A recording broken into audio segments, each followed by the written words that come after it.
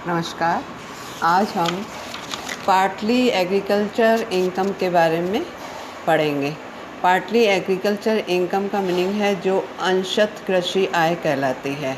इसका मतलब होता है कि कुछ उत्पाद इस प्रकार के हैं जिनमें आय प्राप्त होती है, लेकिन वह पूर्ण रूप से न तो कर योग्य है और न ही कर मुक्त है। ऐसी कुछ आय हैं जिनको हम कंपोजिट इनकम वाली आय भी कहते हैं। उन में मुख्य रूप से चाय के संबंध में कहा जा सकता है उत्पाद हो, या कॉफ़ी के संबंध में, या रबड़ के संबंध में।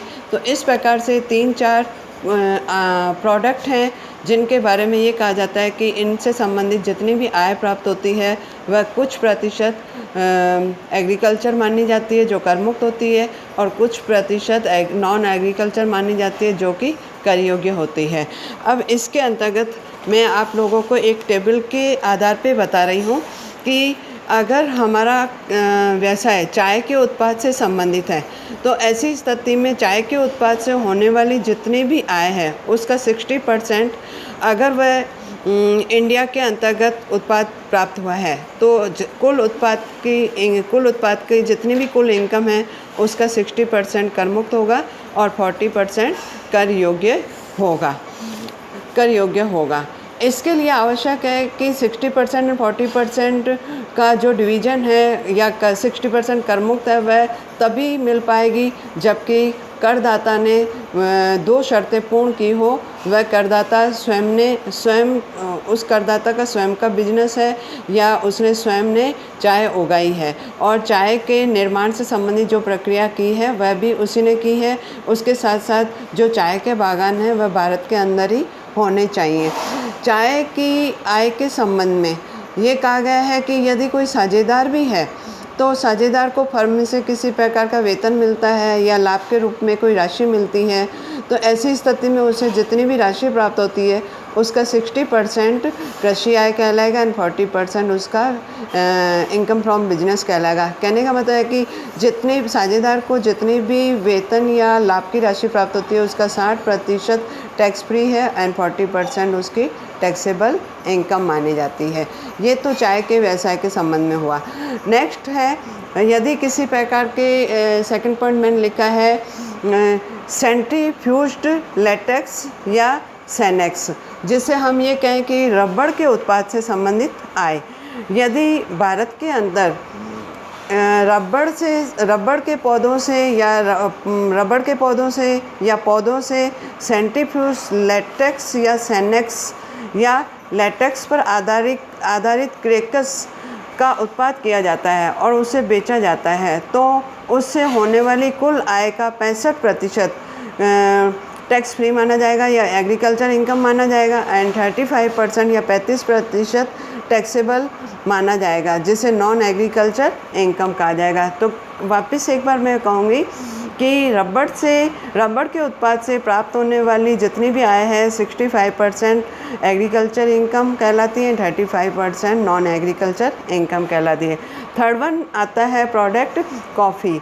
कॉफ़ी के संबंध में ये कहा गया है कि भारत के अंदर यदि किसी बागानों में कॉफ़ी प्राप्त की जाती है या उत्पादित की जाती है, तो यदि कॉफ़ी के पौधों को प्राप्त किया जाता है और उसका केवल शुद्धिकरण किया जाता है, जिसे हम कहें कि ग्रोविंग एंड क्यूर्ड किया जाता है, तो ऐसी स्थिति में कुल आय का 75% टैक्स फ्री माना जाएगा या एग्रीकल्चर इनकम माना जाएगा, 25% टैक्सेबल माना जाएगा या नॉन एग्रीकल्चर इनकम मानी जाएगी।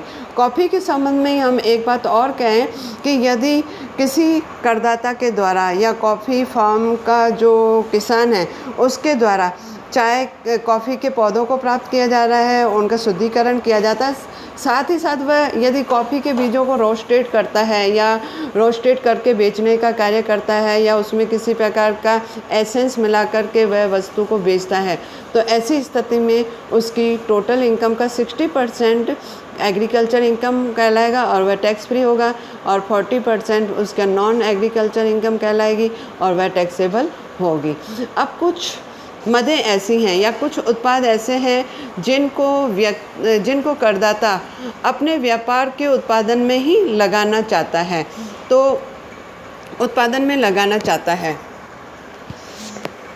तो ऐसी स्थिति में जैसे शुगर कैन है, तो शुगर कैन को डायरेक्ट बेचा भी जा सकता है या शुगर कैन से हम चीनी बना सकते हैं, शक्कर बना सकते हैं। तो यदि कोई करदाता अपने फार्म हाउस में प्राप्त होने वाली उपज को या लगान से प्राप्त होने वाली उपज को अपने व्यापार के अंदर ही कच्चे माल के रूप में प्रयुक्त करता है, तो ऐसी स्थिति में उस उपज की या उस प्रोडक्ट की जो मार्केट वैल्यू होती है उसमें से उसकी कॉस्ट को घटा दिया जाएगा।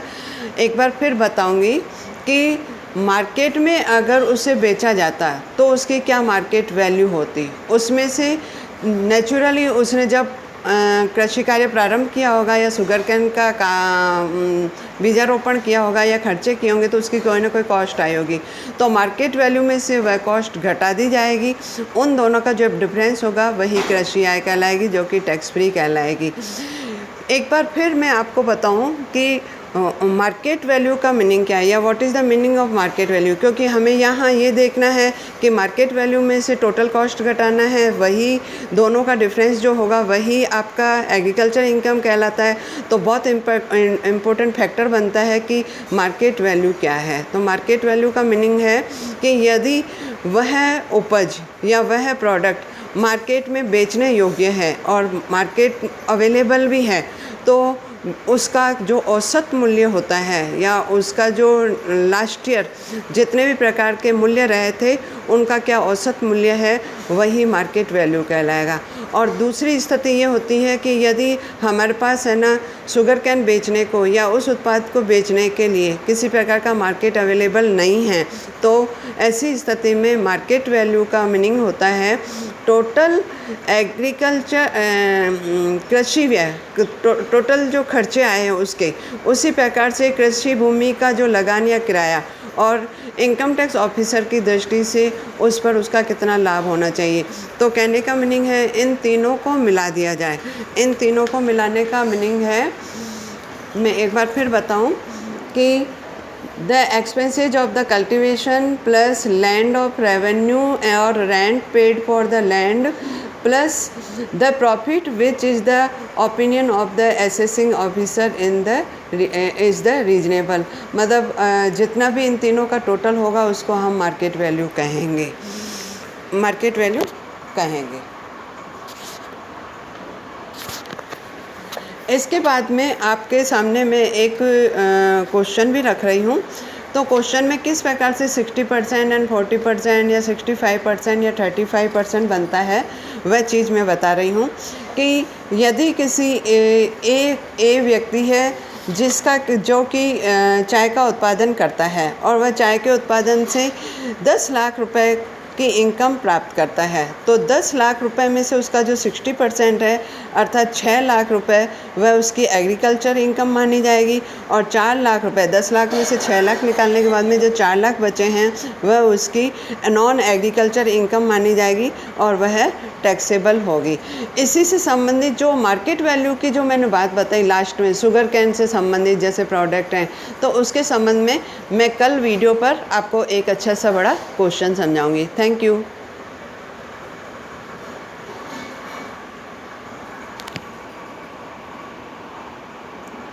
सब 8-10 मिनट के ही होते हैं। अभी एक बार तो देखती हूँ फिर देखा जाएगा। ये 9 मिनट का हुआ है, 8 मिनट 52 सेकंड नहीं अरे ये चल रहा है क्या? हेलो।